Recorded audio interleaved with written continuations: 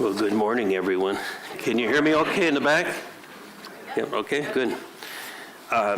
It is a delight for me to be here, and as was mentioned earlier, this is, in a way, my home. I have spoken here a number of times over the past 2 decades, and it's a joy to be back, and especially with Cherie here. She's been chasing me, and God bless you. I apologize. But I'm here, and thanks for your perseverance. It's a delight to be here. And thank you, Mercedes, for that beautiful song. That's very appropriate. Or Alex, I'm sorry, right? Yeah, they both work, okay. You know who I'm talking to, right? So good, thank you. Some 2,500 years ago, Heraclitus said, "The only thing that is certain is change." Yeah, you still remember after 2,500 years, right? What do you think he would say today? He'd say, "I was right." Yeah, sir. Change is happening so rapidly, it's dizzying now, and science even has a term for it. They call it the singularity or something, whatever. Anyway, change is just happening quicker than we can get our head around it. And yet, paradoxically, very, very few of us have been taught how to deal with change wisely. I mean, if you look back at your family of origin or your family history, what messages did you get around change? Well, it probably wasn't a healthy message. If it was, God bless you, I'm happy for you, but I don't know too many people that have. So we've not been taught to handle change. The family I grew up with was nothing is supposed to change. If something changes, it's gone wrong. Or if it does change, get over it as quick as possible and get on with something else, you see. So we haven't been dealt to deal with change, I think, because we're deeply afraid of change. In spite of ourselves, we're afraid of change because it puts us in the face of what we humans fear the most. And that is the unknown. That's why we fear death. Death is the great unknown. See, anything that we cannot understand, that we cannot perceive, is frightening to us, and it makes sense. It makes sense that the unknown is scary to us because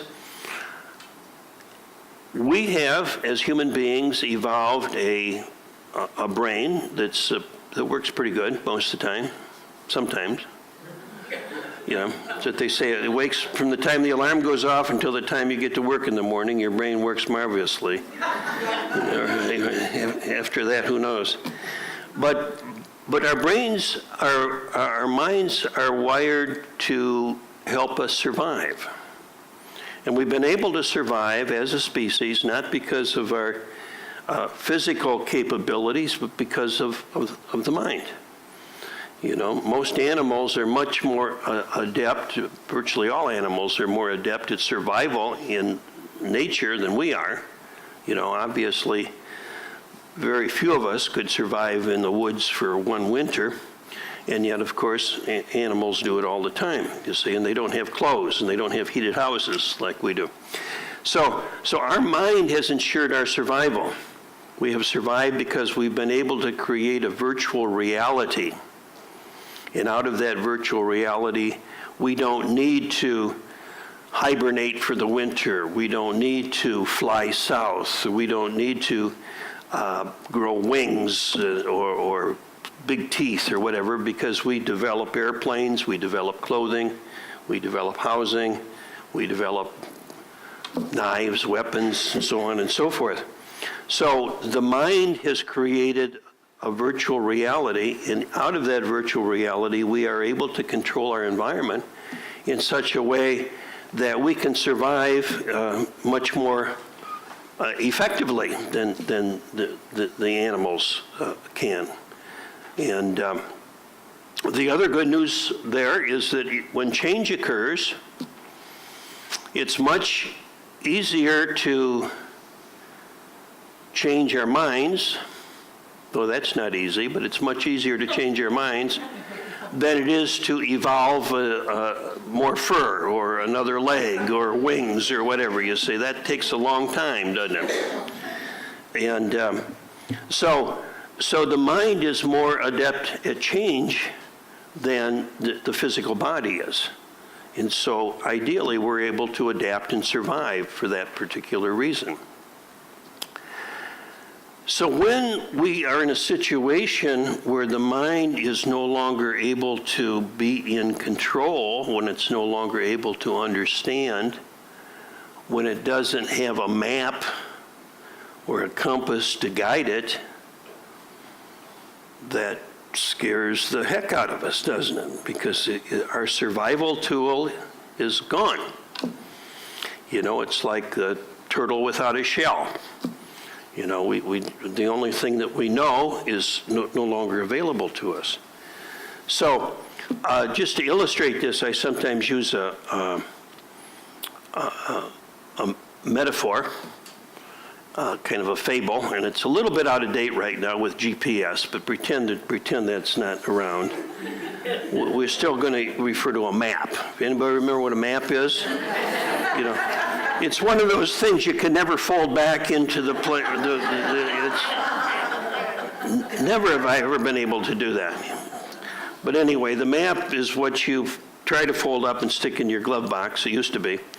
So imagine you're driving through Kansas and you get lost, and this is maybe 20 years ago. And so if you'd pull over to the side of the road and you'd pull out your Rand McNally and you look at the map, and you got the map, and then you look around to find out where you are, right? And you look at the map, you'd say, oh, okay, I see what has to happen. I got to go here, and I got to go here, and I got to go here. So we get back on focus, and we go. And that's what the mind does. You see, the mind is like a map of this is how I survive in this situation. This is what's appropriate. This is what worked before. This is the method, the technique, et cetera, et cetera. So the mind is like a map that helps us get what we want, what we need. That's how it developed. At a very early age, I learned that in order to get what I need, I have to do A, B, C, D. And so we still play out those maps very often. So imagine, coming back to the metaphor, imagine that you're driving along and you get lost again. And so we pull over to the side of the road and we pull out our map and we look at the map and we look around and we look at the map, we look around. Suddenly I realize I'm not in Kansas anymore. I'm in Missouri. All I have is a map of Kansas. So what do? Well, if you're like most people, you'll continue to follow that map of Kansas because it's the only one you got, right? And that's what we do as human beings, you know. We follow the only map that we have. You know, that's what I learned, and so that's what I'm going to do. And so often in the time, in the face of behavior that doesn't work, or relationships that don't work, or circumstances that don't work, we keep referring to the same old map because it's the only one we have. There's another older metaphor. There's a character named Nasruddin. Nasruddin is a character out of the Sufi tradition. Some of you may have heard of him. And he's sort of a wise fool. He teaches wisdom through apparent foolishness. And I aspire to do that. I've got the foolishness part down. I don't know about the wisdom part so far. But Nasruddin was seen one night looking for his keys. He lost his car keys. And so he's looking under this street light. He's walking back and forth and searching intently, and finally a policeman came by and says, "What's going on?" And Nasruddin says, I lost my car keys. I'm looking for them. And the cop says, well, where'd you lose them? He says, well, over there. Why are you looking over here? Well, that's where the light is, right? It's the only place I can see. I can't see over there, so I'm going to look over here. That's exactly what we do. We stay where the light is, even though what we're looking for is not there anymore, you see. So we keep on looking because that's where the light is. So change can be very challenging because we lose that sense of security that we get when we feel like we know something. Okay? You know, you can imagine what it would be like if you wake up in the morning and you didn't know where you were, you don't know who you were with. I mean, that'd be the scariest thing. Now, maybe you've had that experience.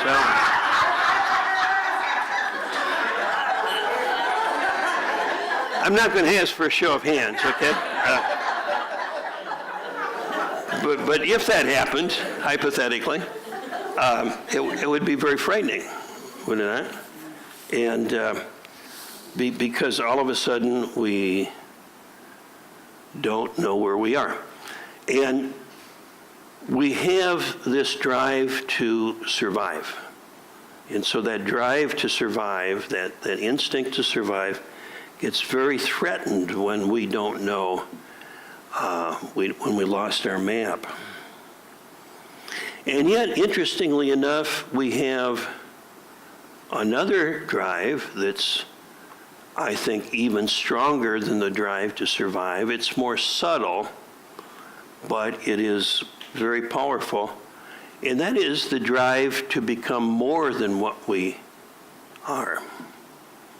The drive to realize our true nature, not just to survive as physical or mental beings, but that drive to become and realize what we truly are. Now, I would guess most of us here in this room today are here not because we're interested in physical survival. I mean, that's not what we're here for. We're interested in it, but that's not what we're here for. We're interested in that other drive, which says there's more. There's something else. There's something calling me that I can't name, I can't get my hands around it, yet it's very strong, very powerful, and it doesn't go away. I mean, you all know what I'm talking about. So that particular drive actually puts us in this tension because I want to hold on to what I know, where I am, what's safe, and at the same time, I want to go beyond. So we're constantly pushing back and forth. In the Christian tradition, conventional Christian tradition, they often say, everybody wants to go to heaven, but nobody wants to die to get there. Right? Yeah. Now, in unity or in more New Age philosophies, we say everybody wants to be enlightened, but nobody wants to let go of the ego for that to happen. Okay? So that's what happens is we have these two drives, the drive to survive and to hang on, the drive to go beyond. We're constantly swinging back and forth between these two pendulums. So whenever we get to the edge, whenever we get to the point where we say, this is enough, I don't feel safe going beyond this, that's a real crucial time. Because it may be wise to not go beyond. On the other hand, it may be wise to step into the unknown. But that's very frightening to do. And so we have this sense of impasse sometimes. And sometimes I'll hear people, folks will say to me, well, I'm trying to overcome my fear so that I can do A, B, C, that I can pursue this. And my response typically is don't try to overcome fear, because fear is very, very old. It's older than we are. It's part of our survival instinct. And fear will arise anytime we're in the unknown. So fear is not the enemy. So the thing is to face the fear and to decide how we want to respond to it. Because unlike animals, we have a choice as to whether or not we want to instinctually believe in that fear, the fight-flight syndrome, or we can choose to see that fear as an opportunity to become more than what we have been. So fear is a double-edged sword. I learned this, I didn't know that I learned it, but I learned it when I was about 10 years old. It took me several decades to understand what I learned. You know how that is. But when I was 10 years old, I lived in Toledo, Ohio. And I lived in a neighborhood that was just down the street from a city park, municipal park. And the park had a swimming pool. And every summer day, I would be down at the swimming pool. And they had a diving board. It was a low dive, and I'd jump off of that and try to do flips and stuff. And then one year, the city put in a high dive. Woo, wow, and this high dive was like way up in the sky, or it looked that way when you're 10 years old. And when I saw that, yeah, you know that one, yeah. And when I saw that diving board, like immediately, I had to go off of that. There was something in me that says, you got to do that. But you know what else showed up? Paralyzing fear. Okay? So there's these two things saying, you got to go off, and you'll die if you do. So, what do we do with those? Well, the approach avoidance thing where I would get to the ladder and I'd say, enough, close enough for today. Then I'd get to the ladder and I'd climb up a couple of steps. That's enough. Sometimes I'd even get all the way up to the board and decide, not a good day to die. Not today anyway, I'm only 10 years old. So I'd have to, back down. My friends would go, oh, come on, and they'd back down, and I'd be very embarrassed. But I'd live to see another day. That's the good news, you see. So, what do they say, better a live coward than a dead hero? And sometimes, there was one day I got all the way out to the edge of the diving board, right down to the end of it, and I looked down and I saw this, the swimming pool down there that was about, the size of a postage stamp, it looked like. No, not today. So I turned around and I looked, and all of a sudden my heart froze, because there he was right behind me. You know who I'm talking about, don't you? Sonny Aarons.